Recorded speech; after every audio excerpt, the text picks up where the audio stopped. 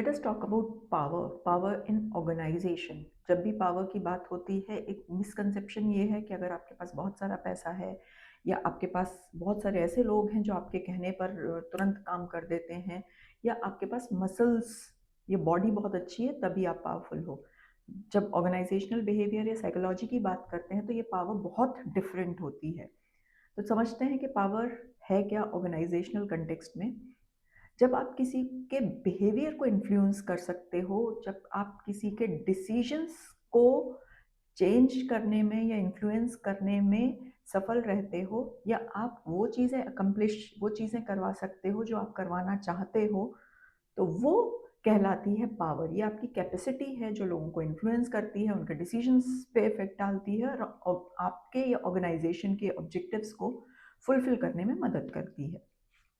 ये एक तरह से एक इनविजिबल फोर्स है, ये ऐसे नज़र नहीं आती कि ये पावर है, ये कोई ऐसा कॉन्क्रीट चीज़ नहीं है, लेकिन ये एक इनविजिबल फोर्स है जो पूरे वर्क प्लेस में चीज़ें किस तरह से होंगी, कौन काम करेगा, कौन काम नहीं करेगा, किसको क्या इन्फॉर्मेशन दी जाएगी, किसको क्या अथॉरिटीज़ दी जाएंगी, ये सारी चीज़ें डिसाइड करने में हेल्प करता है। तो पावर किसी को कैसे मिल सकती है, इसके फ्रेंच एंड बर्ट्रम रेवन ने 5 सोर्सेज आइडेंटिफाई किए थे, क्लियर 5 सोर्सेज आइडेंटिफाई किए थे किसी भी ऑर्गेनाइजेशन में किसी भी व्यक्ति को पावर कैसे मिल सकती है। तो पहला सोर्स होता है लेजिटिमेट पावर, लेजिटिमेट जो आपको लॉफुली मिली है। और लॉफुली पावर आपको कब मिलेगी? जब आप किसी पोजीशन पे हैं, कुर्सी है आपके पास, ऑर्गेनाइजेशनल स्ट्रक्चर में आप एक पोजीशन पे बैठे हुए हैं, तो उस पोजीशन से रिलेटेड जितनी भी अथॉरिटीज पावर होंगी वो आपके पास ऑटोमेटिकली आ जाएंगी। आप सीनियर हैं तो जूनियर्स के डिसीजन को, उनके बिहेवियर को आप इन्फ्लुएंस कर सकते हो, चाहे आपके पास और कोई एक्सपर्टीज है या नहीं है, लेकिन क्योंकि आपके पास एक कुर्सी है तो आप लोगों को इन्फ्लुएंस कर सकते हो। सेकेंड पावर होती है रिवॉर्ड पावर। रिवॉर्ड मतलब आप किसी को इनाम दे सकते हो। ये लेजिटिमेट भी हो सकती है और ये किसी और तरीके से भी आपको मिल सकती है कि आप किसी के बिहेवियर को क्यों इन्फ्लुएंस कर रहे हो, क्योंकि आपके पास उस तरह की चीज़ें हैं जिससे आप उसको किसी तरह का कोई रिवॉर्ड दे सकते हो।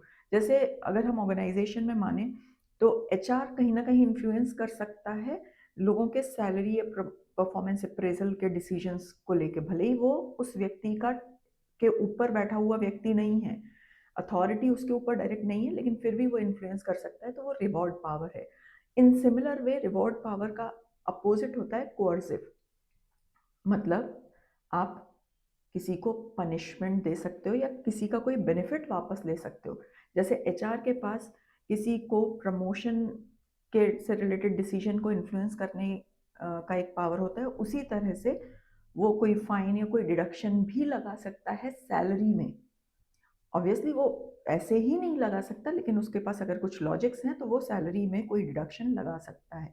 किसी तरह से कोई पनिशमेंट कोई व्यक्ति अगर आपको दे सकता है, किसी तरह से कोई थ्रेट है आपको उस व्यक्ति से, तो वो उसकी कोअर्सिव पावर है। नेक्स्ट है when you are expert in something, you have that much of knowledge, आपका किसी सब्जेक्ट पे, किसी चीज़ पे एक्सपर्टीज है। एक बहुत ही कॉमन सा एग्जांपल के ऑर्गेनाइजेशन में आईटी वाले, आपकी भले ही आईटी ऑर्गेनाइजेशन नहीं है, आपकी कोई और ऑर्गेनाइजेशन है, लेकिन आप कंप्यूटर पे काम करते हैं, किसी पर्टिकुलर एप्लीकेशन पे काम करते हैं, और आईटी वाला व्यक्ति उस एप्लीकेशन में एक्सपर्ट है, तो कहीं ना कहीं आपको उस आईटी पर्सन की एक्सपर्टीज की ज़रूरत पड़ेगी, तो उसके पास वो आपके बिहेवियर को उस टाइम पे इन्फ्लुएंस कर सकता है। तो ये होती है एक्सपर्ट पावर, कि आपके पास नॉलेज है, इंफॉर्मेशन है। या फाइनेंशियल एनालिस्ट या सीएस जो हमारे फाइनेंशियल पूरे एस्पेक्ट्स को देख सकते हैं। एट टाइम्स वो गलत तरीके से कुछ लोगों को सजेस्ट कर देते हैं टैक्स किस तरह से बचाया जा सकता है या और सारी चीज़ें, पर उनको अपने सब्जेक्ट में बहुत नॉलेज है, वो उस चीज़ में एक्सपर्टीज रखते हैं, तो वो एक्सपर्ट पावर होती है। रेफरेंट पावर ये आप खुद कमाते हैं, लोग आपको पसंद करते हैं, आपकी तारीफ करते हैं, आपसे कुछ इन्फ्लुएंस हो रहे हैं, इंस्पिरेशन ले रहे हैं, तो ये एक उस तरह की पावर है जो अपने आप से, आपके करिश्मा से, आपके ऑरा से लोगों को अपने आप मिलता है। जैसे आप बहुत पॉजिटिव व्यक्ति हैं या आप लोगों की मदद करते हैं तो लोग आपको अपने आप से ही रिस्पेक्ट करने लगते हैं। तो ये होती है रेफरेंट पावर।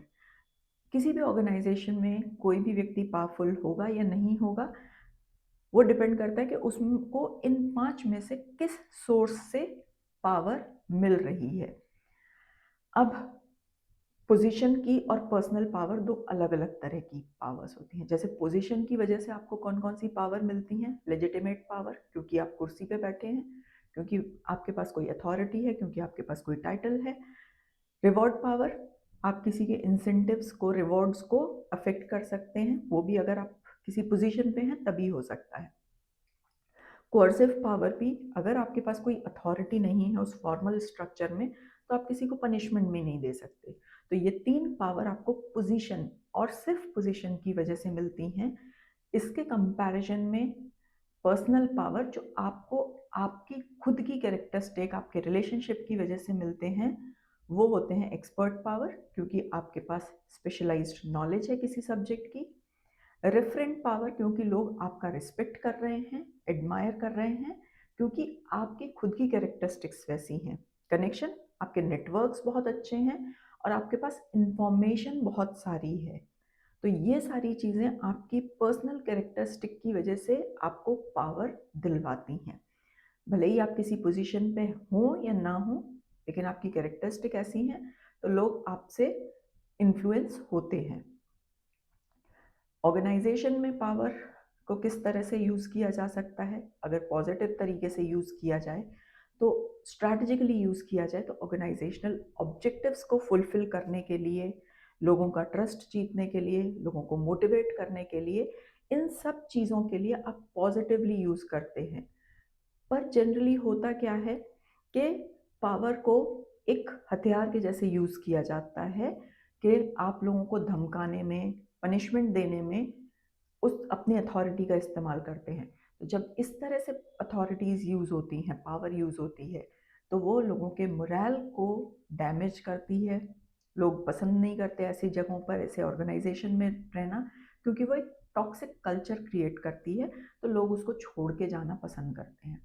लेकिन जो समझदार लीडर्स हैं, वो पॉजिटिव और कोअर्सिव इन दोनों को बहुत अच्छी तरह से ब्लेंड करते हैं।